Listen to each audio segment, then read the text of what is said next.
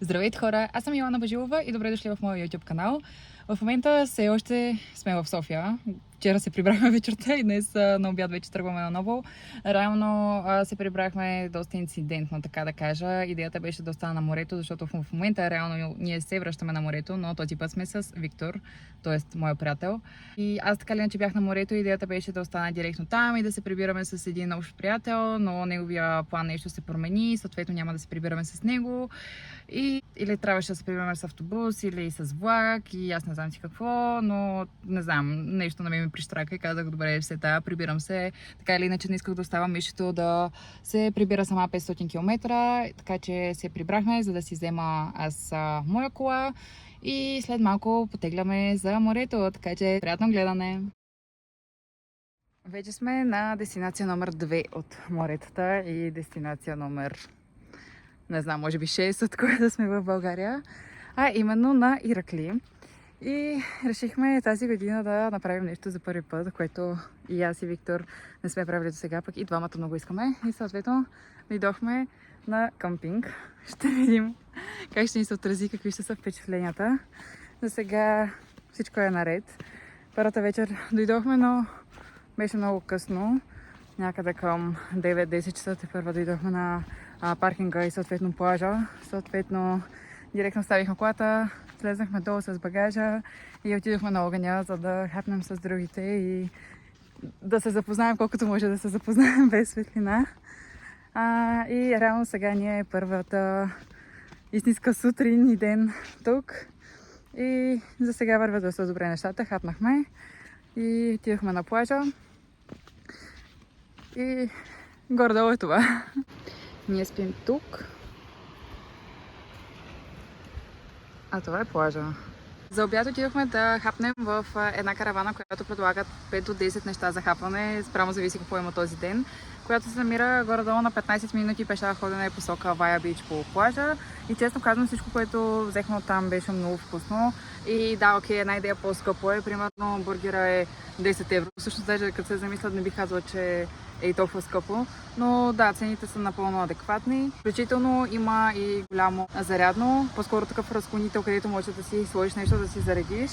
И да, има доста хора, които го правят това нещо, но се намира тук там е някой друг контакт, който е свободен и можеш да си включиш или телефона, или пауърбанка, или каквото си решил да си вземеш за зареждане.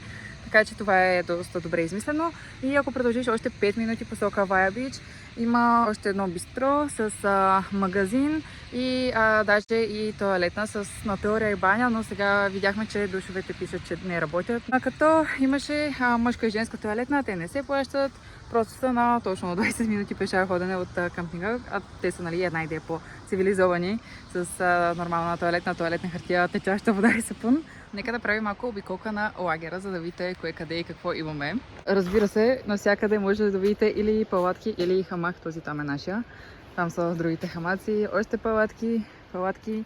Ние реално спим там. Това е доста голяма палатка за 4 човека с 2 отделения. Това е едното, това е другото. И тук ни седи багажа и съответно ние с Виктор спим в това отделение. Тук са пейчици, маса, места за сядане, бар, каквото се сетите. Импровизирана чешма с сапун. И тук събираме боклука, за да се изхвърлим абсолютно всичко, когато тръгнем, защото пазим природата чиста, както трябва да правите и вие. Горе-долу това са основните неща покрай нашия лагер. Видяхте и преди малко къде се намира и плажа и колко близко е плажа.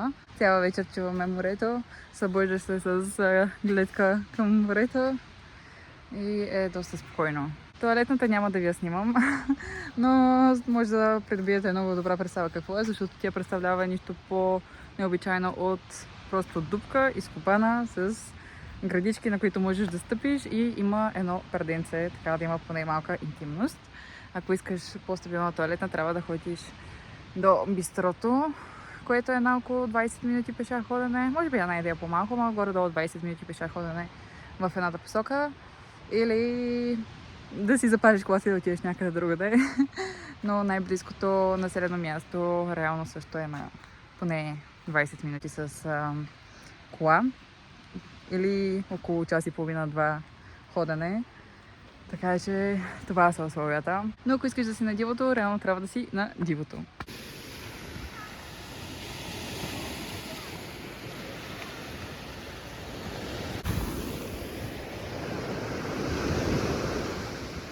Здравейте от няколко часа по-късно. Както виждате, вече започва да става тъмно и ние ще се завърнем към плажа. Този път, за да запалим огън и да се съберем около него, както направихме и миналата вечер. Реално ние вчера дойдохме вече, когато те бяха запалили огъня и бяха направили вече първата скара. Днес сме още от началото. И също, за да видите, че не ви лъжа за букука, ето това е положението няколко часа по-късно. Както виждате, всичките тези тръби бяха изхвърлени. Естествено, седи още някоя пълна, която чака да бъде изхвърлена и тя, и събираме в нови чували. Наистина се опитваме максимално чисто да поддържаме, все пак да пазим природата, както споменах вече няколко пъти. И какво всъщност се случи? Едно от момчетата, които си е израснало тук, доколкото разбрах, мисля, че горе-долу 10 години подред си идва на Иракли и си е направил част от местните. Той тръгна преди малко, но въпреки това ни изготви леща, супер леща за всички. И можеш да забележиш само по това как по хранителните навици на хората, дали този човек идва за първи път, както ние, и си носим консерви с рибатон и така нататък. И хората, които са си тук от години наред, които си идват подготвени с посуда, подправки, олио. Разбрах, че са си пържили картофи преди няколко дни. Днес някакви хора си правиха макарони и с нещо си, спагети, с други неща, и сега даже и супа леща. Така че определено се вижда, че хората са си го направили с максимално адекватни условия. Ето подправки и лещата е вътре.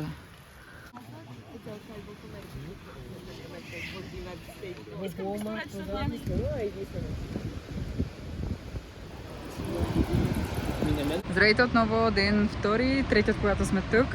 Сутринта станахме, закусихме, който каквото намери горе-долу филии с лютеница, и се започнаха едни белоти, едно къпане в морето, който както иска. Като цяло цари едно безвремие. Никой не знае колко е часа, всеки си оставил телефона и без това гледаме да си пазим батерията. Така че просто си го зарязваме в палатките или някъде другаде. Просто не ни трябва телефони, така или иначе, и чувството е страхотно, но и за това не мога да снимам постоянно. Ами просто когато си го взема веднъж на ден горе-долу. И преди малко се върнахме от обяд, отидохме пак на заведението, което бяхме вчера. И всъщност цените наистина са много добри. Реално най-скъпия бургер, който хапнахме вчера, беше 10 евро, който е телешки бургер с карамелизиран лук, яйце и така нататък. Другите са даже и по-евтини. Пилешки е 6,50, този без месо е 5,50. Порциите са си доста добри, така че си се наяждаш и е според мен доста адекватна цена. Просто няма чак толкова голям избор, но иначе е вкусно и сравнително ефтино. След което минахме така или иначе пак през баните и тоалетните. Днес душовете работеха, така че наистина е било, предполагам, инцидентно. Понеже разговарях с хората от лагера и те ми казаха, че и предишните ни са работили, и даже ми стана странно, че вчера не са. Явно наистина просто е било нещо инцидентно, така че и душове има там, ако някой иска. Днес е доста по-бурно морето. Духа една идея повече и, както забелязвате, има доста вълни и зайчета по хоризонта. Но въпреки всичко времето е страхотно, настроението е още по-добро и след малко отивам да си търся четворка белот. Мисля, че даже някой каза, че ще ходим за хума.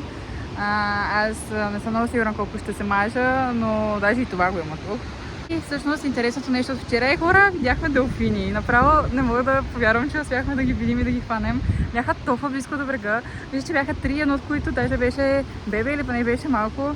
И беше толкова сюрреалистично, наистина беше много готино. Делфин! Да, видях я там. 300. Да виждам на хората с това дали ще в момента. Днес ще гледаме пак, но не знам с тези вълни дали ще имаме същия късмет, но въпреки всичко беше толкова готино, даже успях да ги хвана, което беше още по-готиното случая. Може би не се вижда чак толкова много от клипчето, понеже все пак е на зум от плажа, но може да си го представите, надявам се. Беше наистина много хубаво. И вечерта на огъня, когато се бяхме събрали пак да си говорим и да си гледаме звездите, видяхме, че има доста падащи звезди и мисля, че тази вечер всъщност е вечерта, когато има най-много падащи звезди, така че със сигурност ще имаме доста хубаво звездно небе, надяваме се да е. Поне последните 2 вечери изобщо не разочароваше, включително първата вечер беше толкова сюрреалистично, защото както седим и си говорим и изведнъж някой каза: "О, вижте ли, вау, даже не съм много сигурна какво." И погледнахме всички и видяхме най-светещата падаща звезда, която някога съм виждала. И беше толкова готино просто защото всички, които бяхме на плажа, реално успяхме да я видим, понеже не беше толкова малка, както минава за половин секунда и аз я видял Яна, който е гледал в тази посока. Наистина всички се обърнахме и я видяхме и освети половината небе. Даже се зачехме, това наистина ли беше падаща звезда или нещо друго. Но да, наистина беше много, много красиво и магично и сюрреалистично и всичко останало по трасето. Така че доста приятно тук, като изключим минималните условия за баня и туалетна. Даже има и лостове за трениране, набиране, ако някой иска може да спортува. Не е необходимо да скатават, но стига някой да има желание, разбира се. Тук е просто, както казах, цари едно безвремие и спокойствие. Всеки си е полегнал я на хамака, я на плажа или във водата, или разтъква белот, или е някъде из целия лагер. И е просто много хубаво да си зареждаш телефона, да слушаш вълните, където и да се намираш. И да, хубаво е. Най-новият член на нашия къмпинг. Здрави! Разходихме се до хумата, който се маза, който не се, беше доста приятна разходка, защото е по плажа. И аз намерих няколко находки, които ще си ги взема заедно с мен като сувенир от тук. И моите прекрасни сувенирчета от Иракли са тези прекрасни рапанчета, които намерихме по път към хумата и обратно. Да ми напомнят за това прекрасно местенце тук. Добро утро! Следващ ден и равно ден последен. Сега си събираме багажа, защото след малко потегляме. И реших да ви покажа как изглежда всъщност палатката ни отвътре. Тя е доста голяма. Не е наша, на един наш приятел, но той беше много мил, за да я сподели. И всъщност е 4 палатка, т.е. какво значи това? Това е отвътре, това всъщност ни е входа на палатката и има 2 такива отделения. В това ние спахме. Като вътре си бяхме сложили 2 постелки, отгоре 2 спални чувала с надуваеми възглавници и се спи доста добре. Като цяло е голямо, не сме имали проблеми от тази гледна точка. Също и самата палатка е доста добре направена, че да влиза максимално много въздух, доколкото може все пак, нали, палатка е. Да, ние тук си оправихме нещата и съответно за това изглежда по този начин. Но както виждате, най-обикновена постелка за йога върши работа. Тук са ни чувалите от Декатлон. Ние взехме ето тези, които са за до 10 градуса. Една идея по-скъпи са и доста по-обемни, обаче решихме, че предпочитаме да вземем тях. Защото, както знаете, аз съм доста зиморничава и не знаех дали няма да ми е студено. И отделно тези, които са, може да съедините 2 чувала без проблем. И съответно ние с Виктор така и направихме. Това тук е второто отделение. Някои хора даже си носиха и надуваеми дюшеци, с които сигурно се спи даже още по-добре. Но ние нямахме и решихме, че няма да се занимаваме толкова. И тук съответно са ни всичките багажери, за да са вътре и да не ги вали, да не духа, да не влизат по болечки. И гледаме да държим абсолютно всичко затворено постоянно с тези мрежички. Отделно има и това тук, което си ослагахме вечерта, за да стане още по-тъмно, интимно и така нататък. Но малко проблемът е, че така влиза една идея по-малко въздух. Съответно тази вечер, понеже реално само аз и Виктор спахме в нашето отделение, другото беше свободно, не го сложихме, за да минава повече въздух. И днес успяхме да спим даже до 10 часа сутринта, което беше доста изненадващо поне за мен, защото първите дни аз се будех в 8:30, защото ми беше много топло. Виктор се мъчеше малко повече да поспи. Но да, като цяло беше доста удобно, изненадващо даже. Ако трябва да съм честна, мене доста ме бяха наплашили, че няма да може да се спи удобно в палатката, на пода, че ще ръби, че ще е неудобно. Не знам късмета на начинаещия ли или какво, но ние не сме имали никакви такива проблеми с Виктор. Буквално лягали сме и аз лично просто си лягах, заспивах и се будех от това, че вече в 8:30 или днес, както се случва в 10, ми е една идея по-задушно и топло, но и просто защото вече сме се наспали, понеже ние не сме си лягали чак толкова късно. Не съм се будила през нощта, не ми е било безкрайно неудобно и така нататък, но както казах, ние си носихме тези постелки, но както виждате сами, те даже не са и толкова плътни и толкова дебели, но може би обират по-голямата част от ръбенето. Но също нашата палатка е последната преди плажа, т.е. е доста повече пясък, отколкото камъни или дървета, както може би е една идея по-нагоре. Но въпреки това наистина не съм имала никакви оплаквания, нито една от вечерите. И си се наспивахме доста добре. За човек, който вече е спал 3 нощи подред, нарочно исках да си дам мнението последния ден, за да може да съм максимално обективна. За 3 нощувки беше наистина изненадващо добре, не сме имали оплаквания. И сега си досъбираме нещата, събрахме хамака, събрахме по-голямата част от нашите дрехи и посуда и така нататък. И ще се оправяме, за да потегляме към цивилизацията. Морето ни изпраща доста бурно. Но и така си е хубаво. Стига да не искаш да влизаш. Казахме чао-чао на българското Черноморие и потеглихме към София. Като преди това минахме през Бургас, защото решихме да обядваме там.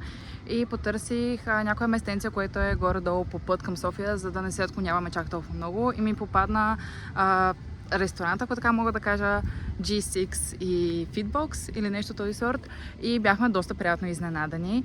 Реално менюто не е чак толкова много разнообразно. Има бургери и въпросните Fitbox, което мисля, че е сравнително ново попълнение, което представлява всъщност комбинация от някакъв протеин с въглехидрат и съответно някакви салати или нещо този сорт, като може да си направите каквато искате комбинация от всичките неща, които предлагат, т.е. може да си изберете каквото и да било месо от дадените и след което каквато искате гарнитура, които са съответно две. Едната е по-тип въглехидрат, като картофи или ориз, а пък другата е зеленчуци или някоя свежа салатка.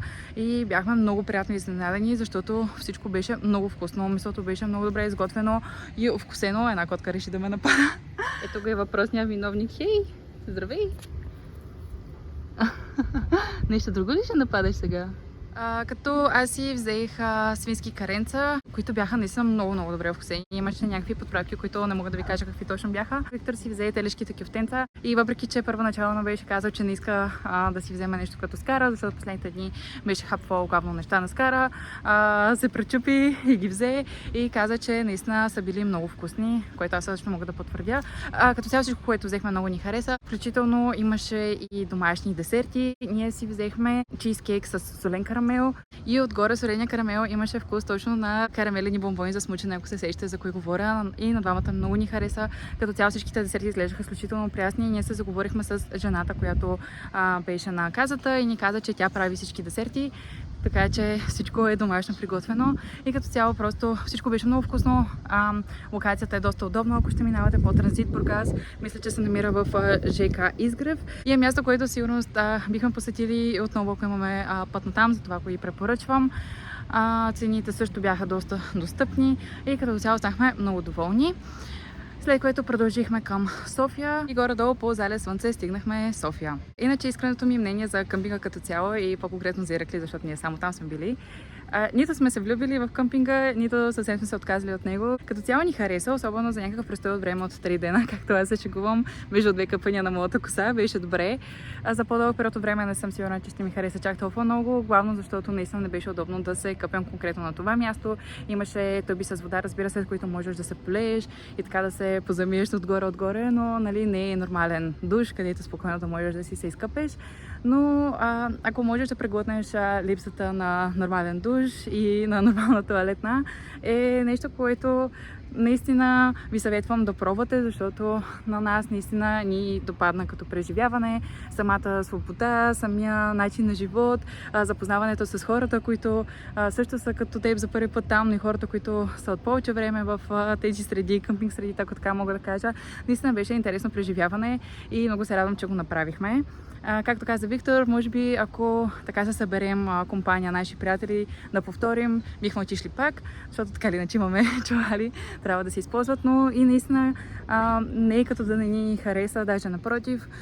Просто този път така се случи, че бяхме само с 2 от нашите приятели. Трябваше да сме много повече, но единия трябваше да се прибере в Германия, за да си пише едни от последните важни изпити и съответно не можеше да дойде. Едно от другите момчета съвсем не можеше в този период от време. Едно друго пък се разболя, друг пък му се развали колата в опит да дойде към нас и просто в крайна сметка от нашите приятели бяхме само с двама от тях и разбира се имаше много други хора, които са там покрай хора, които познават други хора, така че ние бяхме голяма компания и бяха много интересни и много готини хора, така че в никакъв случай не се опакваме. За заключение, определено, ако имате възможност поне веднъж да се пуснете, било то за ден, два или седмица, който както прецени, ви съветвам да се пуснете на подобие на къмпинг, колкото по-див, толкова по-добре, за да придобиете представа как всъщност се случват нещата и преценете дали това е нещо, което на вас ви харесва или не, но със сигурност, според мен е нещо, което трябва да се опита поне веднъж в живота. Така че да, това беше от мен за това видео. Чао и до следващото видео.